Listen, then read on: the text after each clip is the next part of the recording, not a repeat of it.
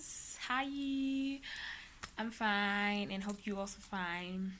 So as you know that this YouTube channel is partitioned into three parts, that is health, hair and education. So we've been doing more of these two other parts and then leaving the health one. So today I have a special guest for you. So please stay tuned and then watch. And let me remind you that the road still leads to 1K. 1K, baby. Can we just make it before the month of August end? Can we? Yeah, we can, because there's nothing that can stop us. So, what are we gonna do today? Do you have any idea of what we're gonna do? So let me tell you. So because I'm not knowledgeable on what we are going to talk about today, that's the reason why I call this special guest, because he is knowledgeable than I am.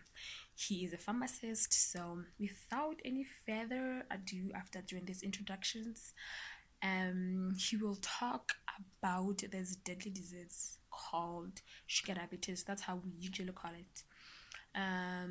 It has a technical word. Oh my gosh, it's called diabetes mellitus, something like that, and I hope I just called it well. So yeah, and according to the International Diabetes Federation, it states that about 285 million people worldwide have this DM, that is this diabetes mellitus, and it is expected to rise by 2030 to 438 million. So what does that mean? What does that really mean to me and you? We need to learn how to take care of our bodies, living a healthy lifestyle. So he is going to tell you all this, because I told you that I'm so not knowledgeable on this one. Hey, so please tune in, guys, and please remember to like, comment, share, and tell us how you feel about this. How do you feel? Have you gained something new or what? I am going to be, of course, we are going to be saying DM. We're not talking about the DM that we used to on social media, but we're talking about this diabetes mellitus. So please watch. Hello everyone, my name is Leloko Nkoe. I'm a pharmacist by profession. We're going to talk about diabetes mellitus. Yeah. Or in short, we call it DM. Okay. Yes. Okay. So how do you define DM? Okay. Basically, diabetes mellitus or DM, it's it's a disease. It's an endocrine disease that it's the endocrine disease where like a patient has uncontrollable or is uncontrollable glucose or blood sugar in the bloodstreams. That is, we have high blood sugar in the bloodstream. That's like in a nutshell what's DM, what diabetes mellitus. Okay, so we've learned that DM has its types. Can you please say those types of DM? Okay. Let me just, from before talking about types, try to elaborate more on how it occurs. Like I said, in DM we have uncontrollable blood sugar, which is glucose. Yes. So what happens is the body produces a hormone called insulin. Yes. So this insulin is supposed to help in the uptake of this glucose from the bloodstream into the body cells. Like you need this glucose for energy or anything that the body has to do. You need glucose for almost everything. Yes, that's like the engine of the body. Yes. So what happens is in diabetes mellitus, you find that your body is not able to produce this insulin in enough quantities. This is what we talk about type 1 diabetes mellitus. Your body does not or is not able to produce enough insulin. Whereas in the case of type 2, you find that your body is producing enough quantities of insulin, but your cells are not sensitive enough to what are not sensitive enough to the available insulin to uptake the glucose in the streams. You is clear, right? Yeah, yeah, yeah. Now it's clear. Yes. So those are the types of diabetes mellitus that we have. Okay, Yes. okay. So, what really causes DM? Okay. Like we said, well, we mentioned that we have like two types of diabetes mellitus. That translates into that, or it means that we have like different causes of diabetes mellitus. Let's start with type 1. Uh, type 1 diabetes mellitus, it doesn't have like, or most of patients, or the available literature is the most causative agent is just your genetic makeup as a human being or as a person. Yeah, it's not like a communicable disease. Like you cannot pass your DM to another person. Oh, so it's not a communicable disease. Um, and again, so that means if you have in your genetic makeup, you have deficiency in the genes that are supposed to produce enough insulin. It is produced from the pancreas. If you don't have enough genes that, or cogenes that make your body to produce enough insulin, then you have this kind of diabetes mellitus. And most of the time, because it is caused by your genetic makeup, it appears at early age of a person. You find that at around age, on average, it's said that at around age 14, that's where you may be diagnosed with diabetes mellitus. Yes. So, well, that one, it doesn't really have much of causative factors. Yes, maybe you can move to type 2. Type 2, it can still be caused by genetic makeup, but again, for it, we have like a lot of other factors that contribute to diabetes type 2. Your lifestyle as a person. If you're obese, if uh, you live a sedentary lifestyle, this is somebody who doesn't do anything physically. They drink too much of alcohol, they use too much of tobacco. Then that way you're putting yourself on the risk of having type 2 diabetes mellitus. It is said that this is the type that is also inheritable, even though there's like arguments on the literature. Like people through or on the literature or in the literature still argue that maybe it's not that inheritable, this type 2, because you find that this person that we claim, or we want to believe that they have inherited this disease from their ancestors, or yeah, their parents, or like in the generations that came before them, they all have those uh, disease defining conditions. They are obese, they smoke tobacco, they they have all risk factors out there. Yes, you see. So that's why some people still argue that maybe it's not that inheritable. But so far, what we have is this type 2 diabetes mellitus is inheritable. Okay. Yes. So, like for people who know nothing about DM, maybe what are the signs that, like the early signs of DM? Okay. Um, we have signs that appear on both types of diabetes mellitus. Like you have uh, your frequency in urination increases, and there's increased thirst. And again, you find that you lose weight like severely. Yeah. And then again, you find that you feel weak most of the time. Yes, those are like one of the typical signs of having diabetes mellitus. Yes, that's frequent urination, frequent thirst, or sometimes for like type 1, because now it appears at early stage, you find that there are like there's a blurry vision somehow. Yes, yeah. Okay. Is it true that DM is not curable? Yes, diabetes mellitus is not a curable disease, but what happens is it's a very manageable disease. You can manage diabetes mellitus by combining both lifestyle modification and being on treatment. Okay. Yeah, I was about to talk about that. How do we really control it? But hey, you've already Okay. answered it. So, like, how dangerous can it be if someone ignores those signs that you have talked about earlier? It's a deadly disease. It's a deadly disease because what happens is sometimes I wouldn't say you ignore the signs, but you find that they are not that significant, that sometimes a person doesn't feel a need to go to seek for like professional help. You understand?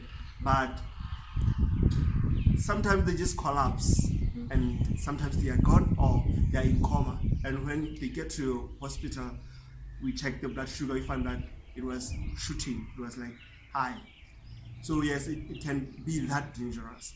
From that, again, when you have diabetes mellitus, even if you are taking treatment, but if it's not controlled, if it's not within the ranges that we want it to be, like the normal ranges, you develop other severe conditions like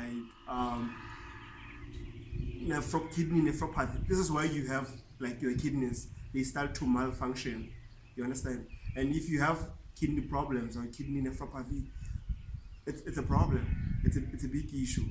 And there's again, your if you have injuries, they take a long time to heal. And it finds that at some point, some people they have to be amputated because now they had in a small wound on maybe on the toes, and maybe they just ignore it. But because they have uncontrollable or uncontrolled diabetes mellitus, that develops into a bigger issue through infections. That small wound becomes infected, and now it's something that we cannot treat with anything. And the best thing we can do is cut off the limb. Yes. So, Oh, okay. And the other one, like there are serious complications with this condition. The other one is losing your vision. A lot of people are blind because of diabetes mellitus. Even if they are taking treatment, as long as it's not controlled, somehow you find that people lose their vision. no. Can a newborn baby be diagnosed with DM? Yeah, that's that's possible. That's highly possible.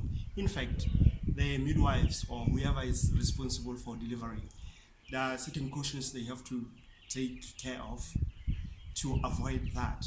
Actually, even though like I won't go into details into that, but there are certain cautions to take after delivery to prevent a baby from developing diabetes mellitus right after birth. So yes, it's possible to Okay. have a baby with diabetes mellitus, Okay. even though it's not something very common, but it happens. Okay. Yes. All right. So, how does one take care of him or herself after being diagnosed with DM without the use of pharmaceuticals? Yeah. Okay. Yeah. Lifestyle modification is one of the integral elements in managing diabetes mellitus because you have to for you to cope as a patient, for you to cope with diabetes mellitus, even though you are still using your treatment very well, you have to look after your diet. Yes, because this thing we talk about that we call glucose, like the blood sugar, we get it from majority of food that we take. So you don't want to take food that has glucose or this sugar that will be extracted from the food into blood system very quickly. We call them high in glycemic index food. Yes, you would want to take low glycemic index food. This is the kind of food that will not release that type of sugar quickly into your bloodstream. Yes. For an example, the typical uh, porridge that we use in our like in sub-Saharan countries mostly, or in Lesotho because we are in Lesotho. Papa, as we call it. Yes, it's one of the things that we don't advise patients who are diabetic to take because it is considered as one of high glycemic index food. But there is a like a little bit of advantage with papa of porridge because if you take it as if it's not cold, if it's not hot, if it's cold, yeah, its glycemic index it is lower at that state. So you find that it's not easy to tell someone who has been eating papa for like 30 years, and now when they are 31, 32, they are diagnosed with diabetes mellitus. It's not something feasible for them to stop taking that kind of food right there. So we would at least advise them to take it cold, avoid to take papayas hot. But if it's somebody who has alternatives or options, we advise them to use sorghum, papaya mabete. Yes, we advise them to take sorghum porridge instead of maize porridge. Yes, and again, you have to, like I said, you have to, or some of the, or I was making examples with those kind of food that has high glycemic index. Um, Food or that are made from the flour, the white flour, like the there's products, the except brown bread. Yes, like so those the type of food that are produced from white flour are also not safe to take as somebody who has diabetes mellitus.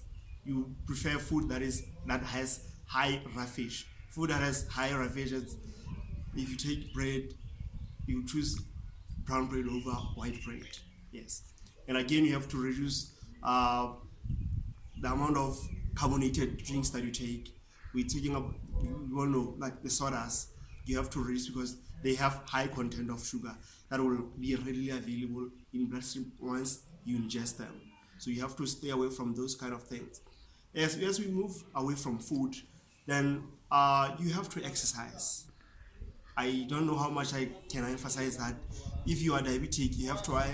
So you, the issue of exercise is very important, and more especially if you have type 2 diabetes mellitus. This is the type that we said that if you are obese, you are overweight, you are at higher risk of developing this type of diabetes mellitus. So you have to try to exercise in such a way that you reduce your body weight, and it's very helpful if you have type 2 diabetes. If you reduce your weight, yeah, you can really cope with the disease. So like those are basically one of some of the things. Or again, like I said that if you have injuries, they're gonna take a long time to heal. So you don't want yourself to have unnecessary cuts or injuries. So people who are diabetic are advised to wear closed shoes. But let's be careful. They shouldn't be too tight because if they're too tight, they may worsen the case. Yes. Okay. So, what is your message? Maybe, probably, let me say, I have just noticed that I have deer, but I haven't been I haven't been taking care of my body. I haven't been exercising. I haven't been eating well. So, and it's not gonna be easy. I know, eating healthy food. So, what's your message to those kind of people? Okay. My message is like straightforward. Like, if you still wanna live, to you have to take care of yourself because it's not most of the people that have a privilege to feel sick, very sick one day, so that they feel pressurized to seek for medical help. Sometimes you just collapse and it's gone. You're gone. It's done, or you find yourself in coma. So it's very important to take care of yourself. If you're going to be put on treatment, yes, you have to take treatment. And it's not easy because one of the treatment that we use in diabetes mellitus is one has to inject themselves at least twice a day. So it's not an easy thing to do, but at least that's something you have to do to stay alive. And then as for exercise and food, that it's very important also. You have to take care of what you feed your body because you need, even if you're taking treatment well, you can find that the blood sugar is not controlled because now, well, fine, you're taking treatment well, but the lifestyle modification, you didn't like take initiative, and it presents a problem. So it's very important to adhere to treatment if you're diabetic, and also try to modify how you take your meals or the type of food that you want to eat, and then exercise. And I should mention that by exercise is I don't mean you have to pay for like a gym or go run miles or kilometers. Even like few things, not like very hectic stuff. If especially if you're a grown up, but if you're still on your between 20s to 40s, you can still run and do that. But because now for people who are older, or I forgot to mention that old age is also one of the factors that can, or risk factors that can put you in a risk to have a disease. So for older people, it's not easy or it's not even feasible to for them to run or do the kind of exercises that a 30-year-old would do. So, but if they do like a manual work at home, they do stuff, the house calls that are needed to do, that are needed to be done. So it still contributes positively to their health. Okay. Yeah. Yeah, even though I mentioned that this disease, diabetes mellitus, has like a lot of signs and symptoms, but our bodies work differently. So it's not in every case or for everybody that will feel or have symptoms or signs that will make him aware or them aware to go seek for medical professional medical help. So it's an advice that always you can always go to the pharmacy. We have a lot of pharmacies. You can always go to a pharmacy and ask to check your blood sugar, or you can, if you visiting a healthcare or even in hospital, you can always ask for that service, or you're allowed to buy your own small machine to always check after some time to check your blood sugar. Yes, that's what people who are diabetic are already doing. So, but it's not a harm even if you don't have it. You can always check so that you detect a disease at early stage. Yeah. Okay. Like I said when I began, I'm a health professional. I'm a pharmacist. But this message that I have just passed here, I want to make everybody aware that you cannot use this as a solely what tool to guide you through your diabetes mellitus treatment. You still have to go meet your medical doctor, meet a medical doctor, and go through how every patient is supposed to, the steps that every patient is supposed to go. You have to visit the health centers, your clinics, your medical centers, and your hospitals. So this is just an advice that I felt like it's important to share with my people or you people. And thank you very much, guys, for watching. I hope you enjoyed because I did, and I hope most of it. I hope that you learned something new. Remember that if you have something new, go tell others so that we live longer, hey? Honestly, hey? So, thank you for watching, guys. Let's remember the road leads to 1K, honey, 1K. So, thanks for watching. I love you guys. Love you. Bye. Until we see you again next time.